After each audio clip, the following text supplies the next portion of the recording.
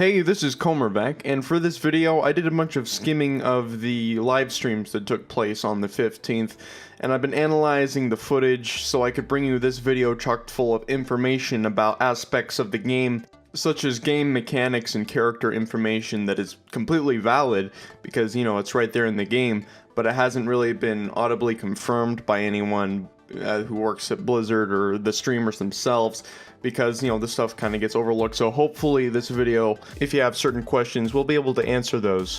I would also hope that you enjoy my commentary and feedback and analysis of these things. The goal is to make this fairly interesting.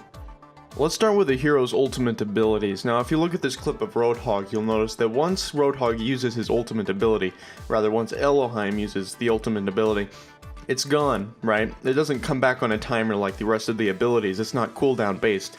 It's gone and it recharges based off of actions you perform, such as damaging or killing another hero or capturing an objective. Using other supportive abilities will also charge the ultimate.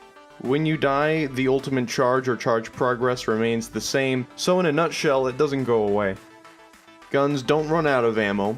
You have a clip size essentially, and then you have the total amount of shots there would be in that clip, and you empty it, you reload, you empty, you reload, but there's actually no ammo pool, and that means by extension no ammo pickups on the map. However, there is a scrap mechanic that Torbjorn, I think I'm saying that right, that Torbjorn takes advantage of, and he uses that to build his sentries. Something else I noticed is that there doesn't appear to be any fall damage, which I think is a great thing. I think fall damage in games usually is kind of a nuisance, and in this case I really think that leaving fall damage out was a great choice. I noticed that when you're being healed by Mercy, you will gain around 48 health per second in intervals of 9 point something, and it doesn't look like there's any overheal mechanic.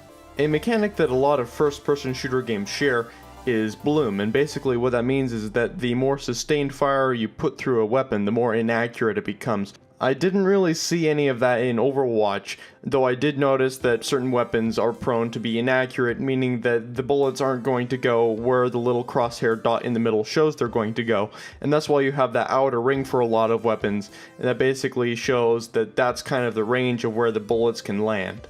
Certain weapons like Tracer's pistols and Widowmaker's SMG will start out fairly accurate, but after only like 2 or 3 shots will become inaccurate to the maximum size and will stay like that until you stop firing. And then you have other weapons like McCree's revolver, where it does show an outer ring, but that's more so a guide than anything because that gun is completely accurate. Real quick, a commonly asked question that I hear is, will there be a spectator mode? Yes, Blizzard has announced that there will be a spectator mode. Something cool I observed about Tracer's dash ability, specifically while I was observing it in midair, was that gravity really doesn't seem to have much of an effect on you when you're dashing.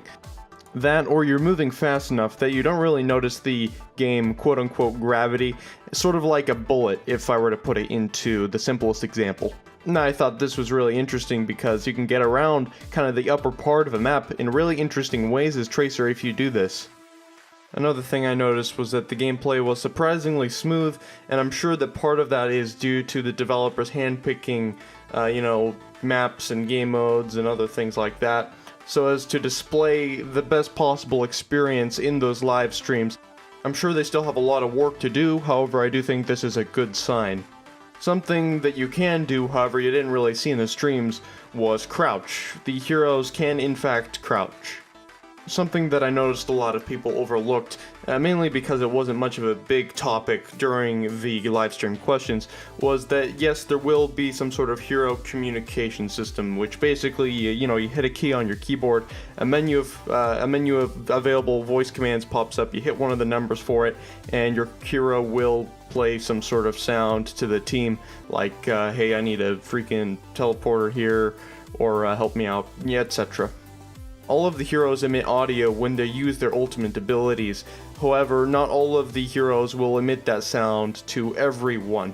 When I say emit audio, I mean like their character, it starts talking and people in the vicinity will hear it. But certain heroes such as McCree, when they activate their ultimate ability, everyone hears it. Another kind of interesting thing to note is that when Roadhog uses his hook, if you're in the way, no matter what you're doing, you're gonna get hooked.